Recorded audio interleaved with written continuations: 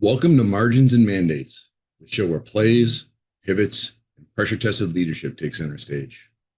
I'm your host, Jeff Lortz, former operator turned advisor and founder of the Agile Operator. In this episode, I was joined by Johan Abadie, Vice President of Demand Gen and Revenue Strategy at SalesIntel.io, which is a pipeline generation platform that combines AI with human verified B2B data to accelerate revenue growth.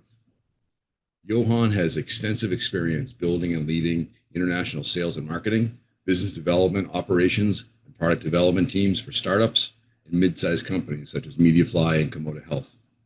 Johan was also my CMO at Process Maker, where I got to know him as the maestro of the science of demand generation and digital marketing. In this episode, Johan and I will deep dive on intent data. We'll talk about the impact of AI on content strategy, look at AI and revenue operations and analytics, and just talk generally about the challenges and opportunities that marketing executives face today in adopting AI. Let's get into it. Johan, great to see you again. I'm so excited to have this conversation. It's just like the old days of you and I waxing philosophically about demand gen back at Process Maker. It is. Thanks for having me. Pleasure. So tell us a bit about SalesIntel. What do you guys do, and maybe a little bit more about like how you landed there. We are really a pipeline generation platform. We started as a B2B company where we offered B2B company information contacts. We compete directly with ZoomInfo. We used to provide this information as a third party and Mm-hmm. decided in 2018 to offer it directly to our customers. And we it has become commoditized, but we own our data, and we have a very unique way, a very unique value offering where we are using AI, we are using tech and machine learning, but we Mm-hmm. have a human layer on the top of it. So the human in the loop is very much part of what we do that most other players don't do. And we do that because, as much as everyone wants AI to do everything, data is not normalized enough. Mm-hmm. There are still nuances and contexts that have to be put into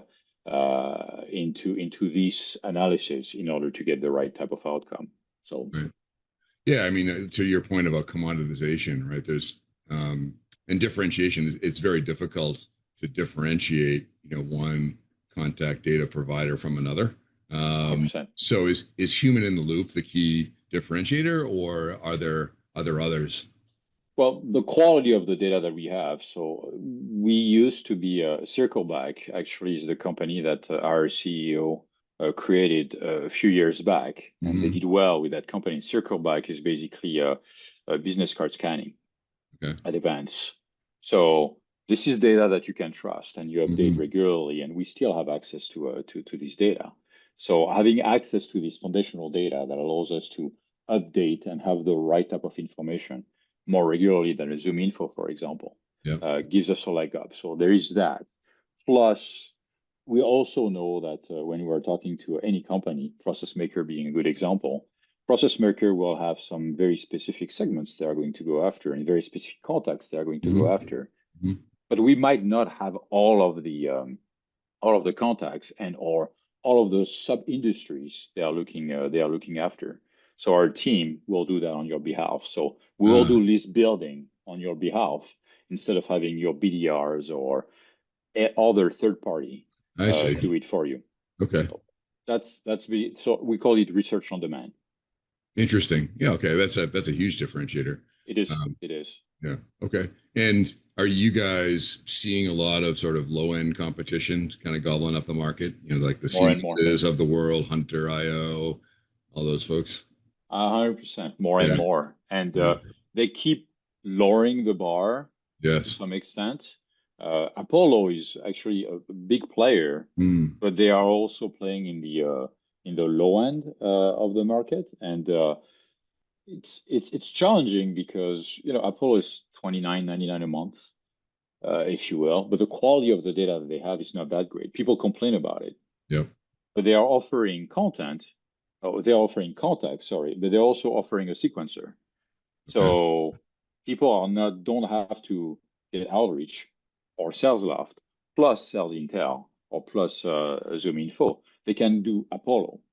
The problem is, and I think this is what most operators are forgetting at times, and I use the term operators for thanks to you in many ways. I think that they are forgetting that cheap contacts are expensive. It's just expensive when it's cheap because the connect rate is not as high. The Hmm. bounce rate is a lot higher on your sequences on the emails that you're sending. So you end up basically slowing down, if you will, the overall output that your team has. You think that they are doing a lot, but the quality of what they are doing is not as high as it would be with the right provider of contacts. So these hidden costs are not something most people we talk to pay attention to. That's really interesting. So you're kind of in like a unique position where the your buyer persona is you in other companies. So how does that feel? So I guess you have a unique understanding of the buyer persona being, you have the same pain points. Very much. This is why I joined that company. This is why actually the CEO was, look, I mean, you clearly are you are the target persona for these Hmm. products. Hmm. You know the space, you know a lot of tech. Can you please join us and help us grow the company? Because we are offering something that is very unique. We are more affordable than ZoomInfo, and we have about, I mean, we are slightly higher quality than they are. We don't Hmm. have as much in terms of volume, but what we have is higher quality than they have because we focus mostly on the decision makers. And we also don't give you Gmail, AOL, Yahoo email Okay. addresses. All our email addresses are business email addresses. But when you're, again, when you're talking to the operators like me, right? It's okay, I can either spend $100 a month and get three subscription for my BDR team, Hmm. or I can go with you and pay more. My budget is $100 a month. So I have to convince them. I have to talk about value. Yes. What is your ACV? What is your connect rate? And I think because most of these operators don't have the bandwidth Hmm. or they don't have the runaway to spend more time understanding why we are differentiated the way we're differentiated and why it matters for them. Yeah. We don't get to the next stage, if you will, of these interactions. Well, when you think about it, we did a little bit of this process maker, right? We had Zoom Info, I think, if I remember Yep, correctly, right? we But we did. were still using offshore resources Yeah, to really develop those lists. So, I guess that's similar to the services that you guys offer inherent with your database. Is that right? 100%. It Yeah. totally, totally. And Yeah. think about it that way. Do you want Jeff to build a list? Do you want me to build a list? Do you want us to spend hours building this list and refining it over? You don't want that to happen. Yeah. I want these people. I want you to be on the phone with potential prospects or partners, and that's what we are trying to do. And we're telling them, look, we can do that for you, but the cost of this is a little higher. But Hmm. the quality of the data that we're offering is also higher than anyone else in the Yeah. space. Yeah. So we are at the very top in terms of data quality. We are the very top when it comes to how often this data is updated. Because I think most people forget about data decay. You know, your CRM, you have these Hmm. 50,000 companies, and for each companies you have 10 or it's sometimes hundreds of contacts within this. Yep. Gardner actually highlighted that up to 70% of B2B contacts are obsolete within a year. 70. That means out of a million contacts that you have, 700,000 are going to be obsolete within a year. It's wild, And that's regardless of the industry that you're focused on. pretty much. And the Interesting. turnover gets faster and faster. There are some industries that obviously are going to be more stable than others, Yeah. but the turnover is just so Yeah. fast Yeah. that, and imagine this, you are doing your territory, you are doing your account assignments, and you are doing all of these sequences based on the information you have in your CRM. Right. And people update their CRM once, maybe twice a year for the ones who are with best practices. And this is why this is also the last differentiator that we have that I didn't mention earlier is we have unlimited subscriptions. So we are not credit based. You have 1 million companies in your database and 5 million contacts tied to it. We price you accordingly, but it's going to be unlimited. Whatever it is that you need, you'll be able to update it weekly, monthly, quarterly, however you want to get it done. Yeah, I feel like the other providers play games with the credits for sure.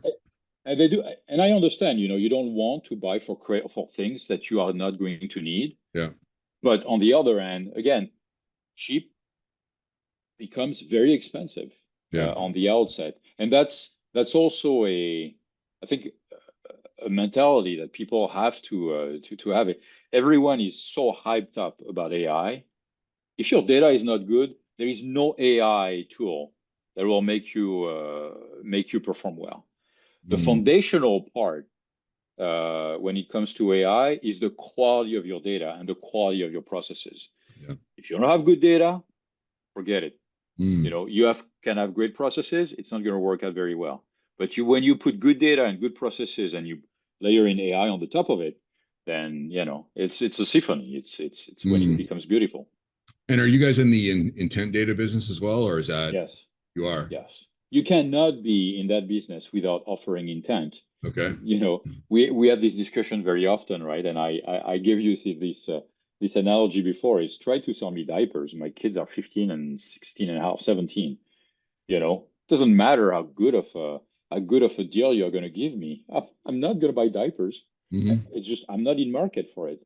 So when you have limited budget, when you have limited resources, target the people who are in market. Especially if you are not the main player in the space, you don't have time to educate people. Yeah. You want to capture that demand, and intent is very much part of this. Yeah, I think you've taught me everything that I know about first, second, and third party intent. I think, which isn't much. Not because you don't know a lot about it, because I'm not that smart. So maybe talk about how now think about like as you're going to your market, not just selling your product, right? But as you're building your demand gen engine at SalesIntel, like how are you optimizing your demand gen spend, right, to get the highest results? So we'll talk about first, second, and third party intent. I thought that might be the case. As always, yes. So your goal in marketing is to make people aware of your solutions. It's to just spread the word about what you do, to have as many people, the right people, want to interact with you. You never buy from someone you have never heard of. I mean, no, I'm not going to sound like a genius saying that, but it's so obvious. Yep. The first thing that people do is they go on your website. If they're interested in what you have to offer, they will go on your website. So this is the first party intent. You have to drive people to your website. However, when you are targeting specific segments and they don't know about you yet, you have to figure out how to get them to your website. And you do advertising for this. That's one of the things that you're using. Yep. But when you have a TAM that is, 50,000 companies, and you have a budget that is $10,000, you see this is not going to work. Your budget is not going to get you there. So what you are doing is you take these 50,000 companies and you try to figure out who is in market. So you define your ICP. Now you try to figure out who is in market. So you use technographics data, because not everyone who is in your TAM is the right match for you. Then you try to figure out what type of intent you can get on these companies, and you can get that intent from second parties like G2, Trust Radius. There are a few, the Juice.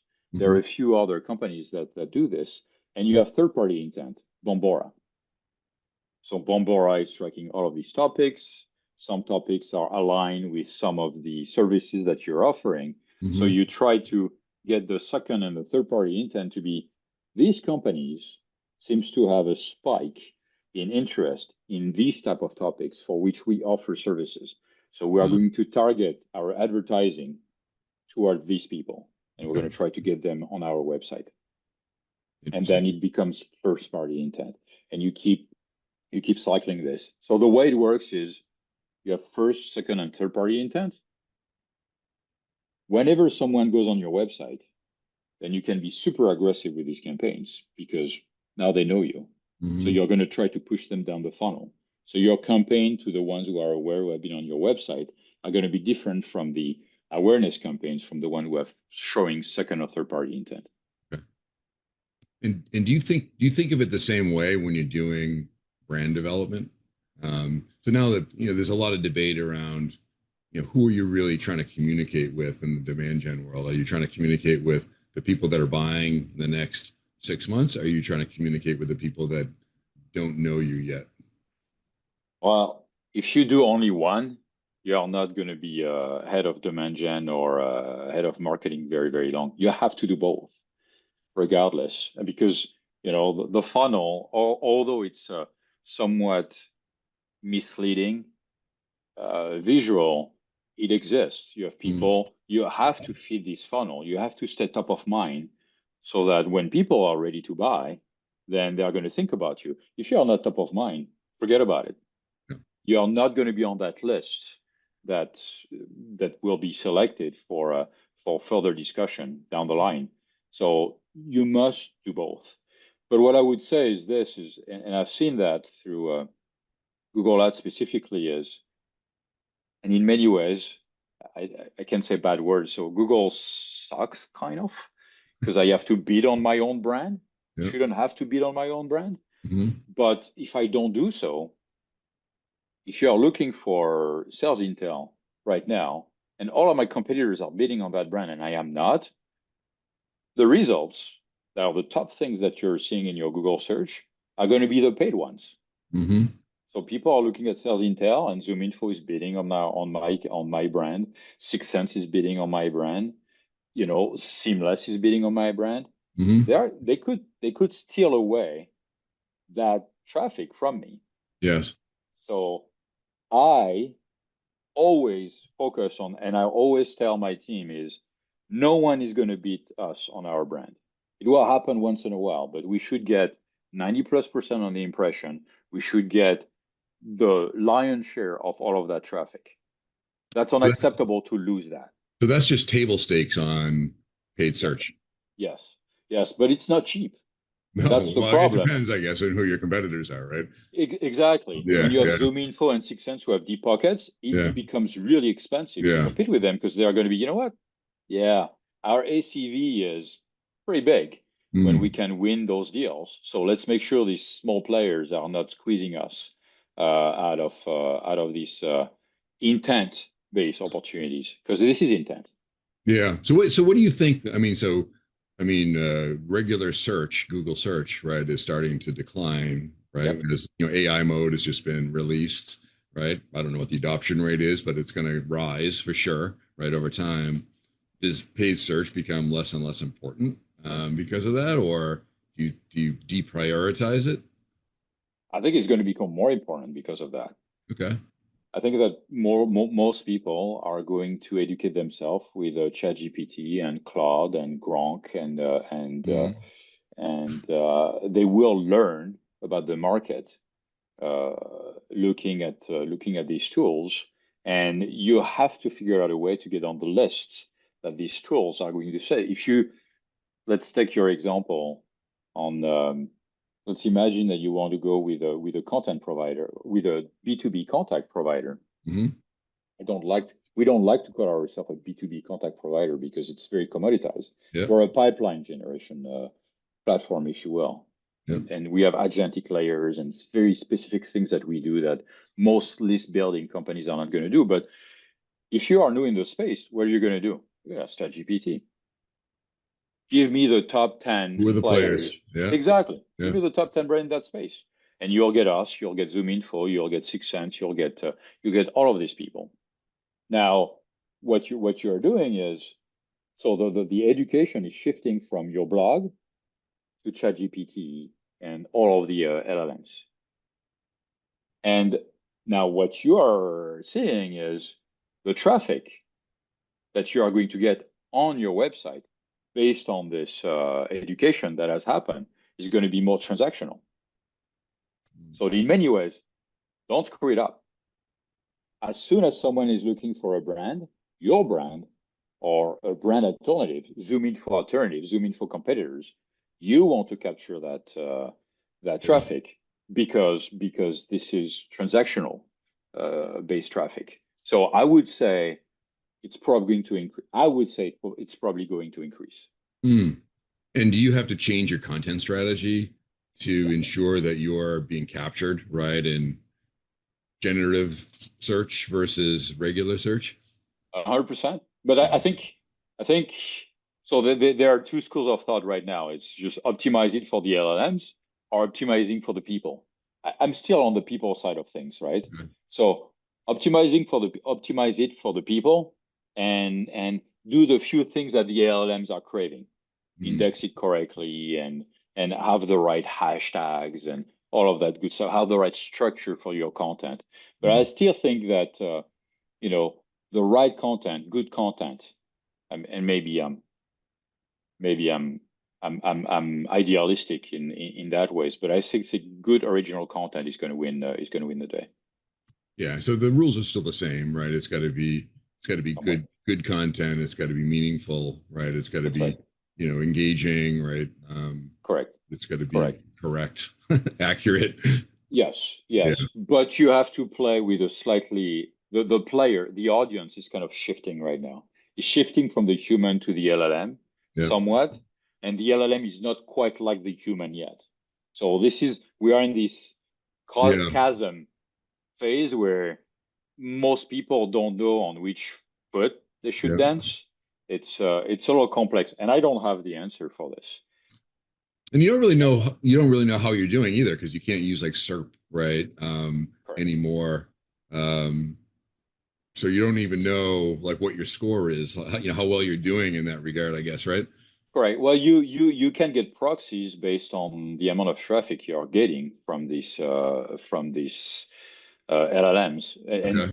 I wouldn't trust them because the referral, the Yeah. URLs, the UTM parameters that you're getting can be somewhat wrong at Mm. times. But you should see if you don't see an increase of traffic from these tools, you probably should look at your content calendar and you should probably look at the content structure Yeah. and you should most likely refocus your efforts to make sure that you are mentioned on them. And the trick that you have is this, all of these LLMs are giving you results based on the other questions that you have asked them in the past. So Hmm. there is some level of recognizing your profile and who you are. If I ask for providers of solutions, SalesIntel is always the first one for me with ChatGPT. Hmm. I guarantee you it's not the case if you do that search. If I do it, If you do that search, I top can. 10 Yeah. providers for Yeah. B2B contacts, guarantee you we will probably be in the top 10, top Mm. 5 most likely, but we're not going to be number one. If I do the search, I'm going to be number one because of my patterns and what I'm doing day Mm. to day. So, this echo chamber is going to become Yeah. bigger Yeah. and bigger as time goes. So I worry about that some. It's going to Yeah. get harder and harder Mm. to be a new player and change the game. A few are going to do it, but Mm. I this is one of my biggest pet peeve, right? It's like, and I'll take the analogy of, well, Michael Jordan can do it. Well, no kidding, he can do it. So that doesn't mean that I can. Michael Jordan does things that no one else will ever be able to do. So when you hear about this unicorn, who have been in the VCPE space, well, this other company is doing it. Well, they probably have a better product market fit. They might have a better Yeah. product than we have. They might Yeah. have better pricing than we have. They have a stronger brand. It's not because they can do it that we will be able to do it. So yeah, I worry about that part.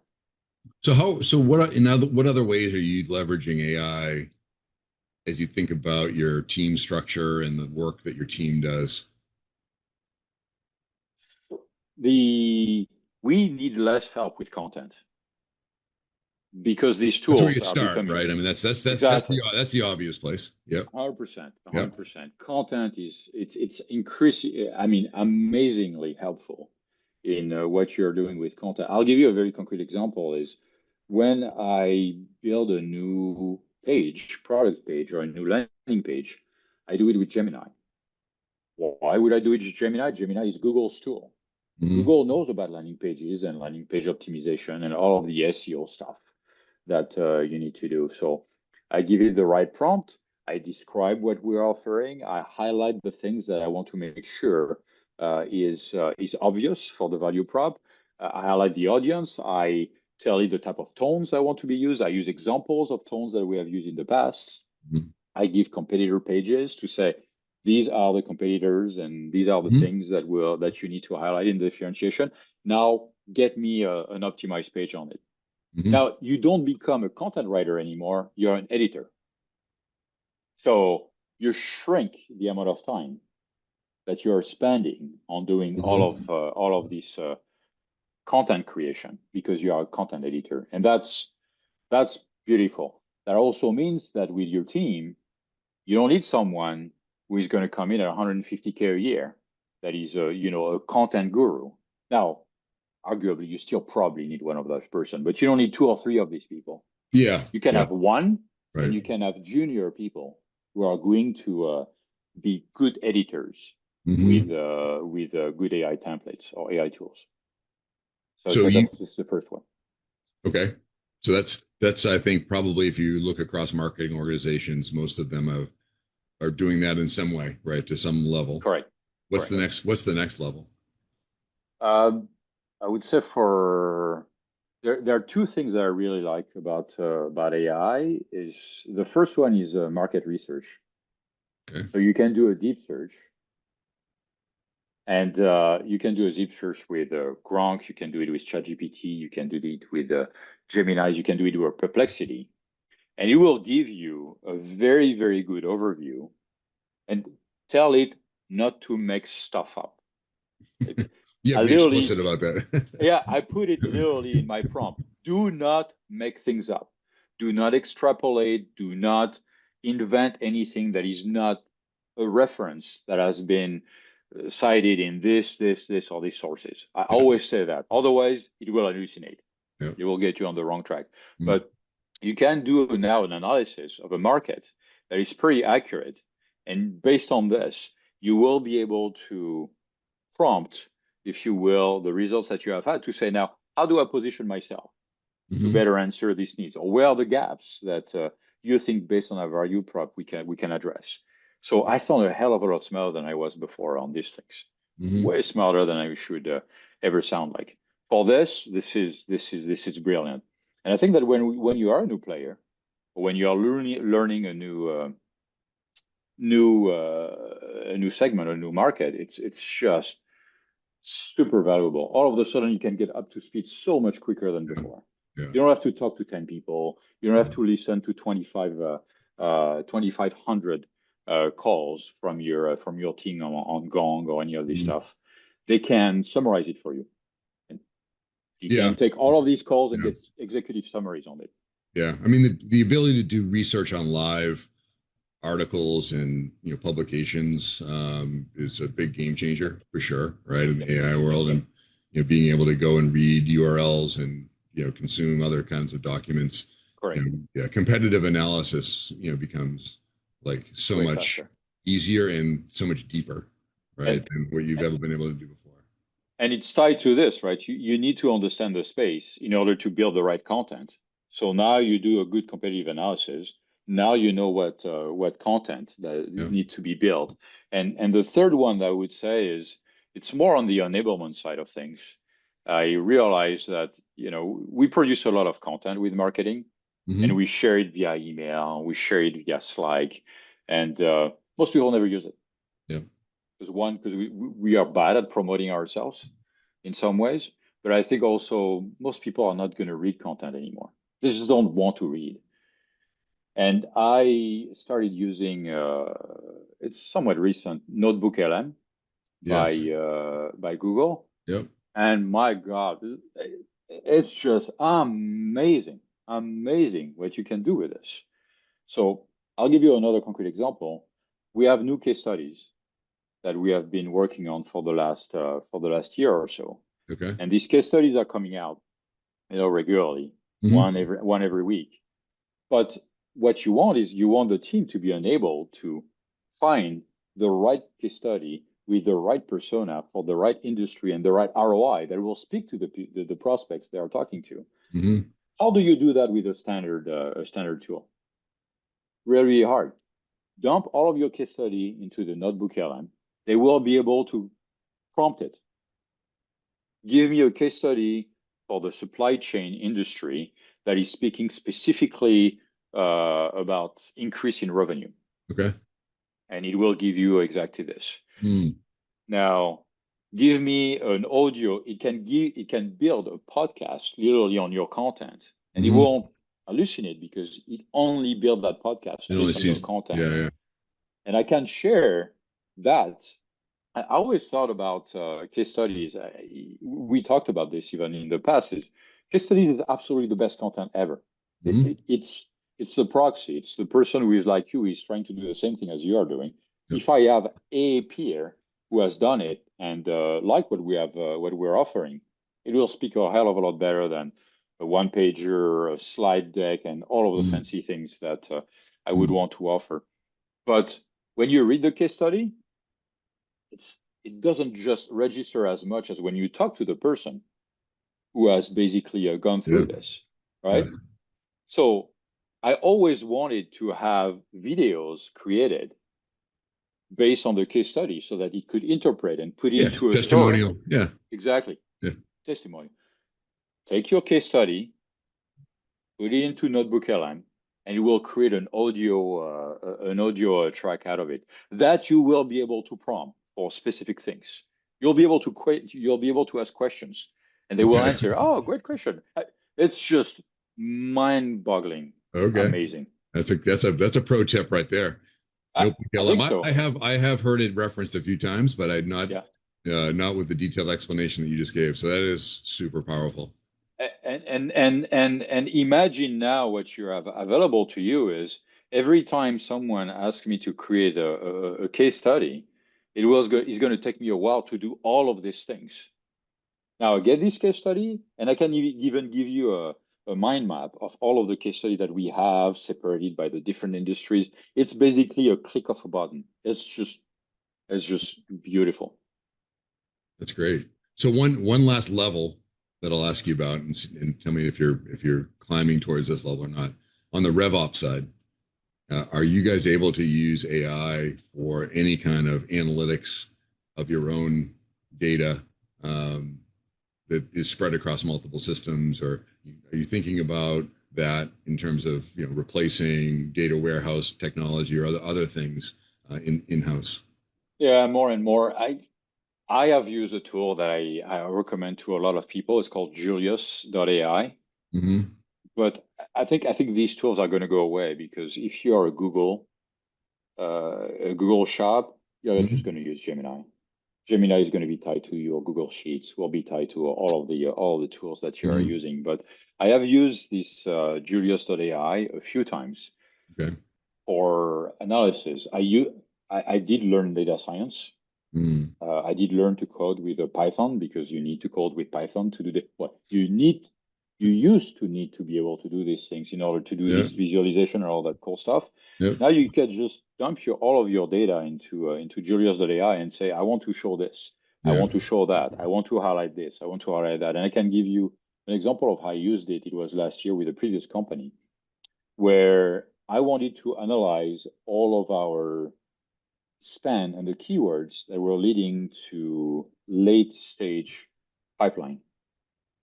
So what keywords should we bid more on, if you will? Hmm. Hmm. And doing this with Salesforce is like pulling teeth. It's just so Yeah. hard Yeah. because you have these silos, right? Yeah. But you can extract all of this data from Salesforce and our HubSpot and our Marketo, and you can have a spreadsheet that has all of the information that you need and basically tell Julius, I want this representation in a bubble chart in 3 dimensions. So I want on the y-axis, I Mhm. want this, on the x-axis, I want that. I want it broken down by this and make the bubble proportional to the amount Okay. um, pipeline that was created at each stages. Yep. And it would have taken me, I would say, 2 weeks to do that. Mm, 2 years ago, it took me an hour and a half. okay. So it's I should have, mostly a visualization tool, analytics and visualization. it's analytics and visualization because Yeah. I think one of the things that you are seeing right now is, again, I sound a hell of a lot smarter than I am because I use the right tool to get Mm, this stuff. But I know what we need. I know what you, Jeff, wants to see. mm, I know what our agency, our ad agency, I knew what they wanted to see because I've done it in the past. yeah. But now I can provide it to them way faster than ever before. So I would say though, because of this, we started talking about that before you recorded, right? Mm-hmm. Because of this, the roles are becoming really, really fuzzy. I can do some RevOps. I'm not a RevOps pro, but Mm, I can be very dangerous with the yes. RevOps now with the tool I have access to. Yes. And you can be a very, very dangerous CMO right now. Mm-hmm. You could, or head of marketing, Mm, thanks to the tool you have access to. yeah. Yeah. No, it's interesting that, the lines between roles are definitely blurring. Um, Yes. and in the marketing world, because of all the factors we just described, how AI can impact you on a day-to-day basis in terms of productivity and improving performance, you really have to think about the skill sets of the team and kind of how do you organize your team, right, to get the best results. And I don't know if anybody's got that figured out, but if you're sitting on your hands, you're gonna lose because That's it's right. it's moving really fast. But I would say also there is, we're in the hype cycle of AI, Mm-hmm. and this is where I find the most challenging right now.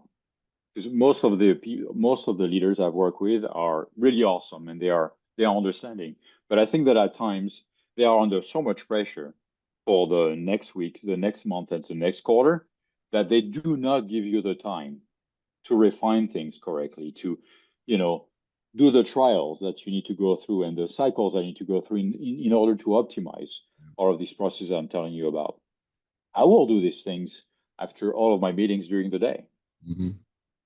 But when you deliver cool stuff, people are, I need more of that, and I Mm-hmm. want more of this. And you are the only one who can kind of do it right now. Yeah. But you never have time to focus and optimize it for anyone to use it. So you're the only one who can use it.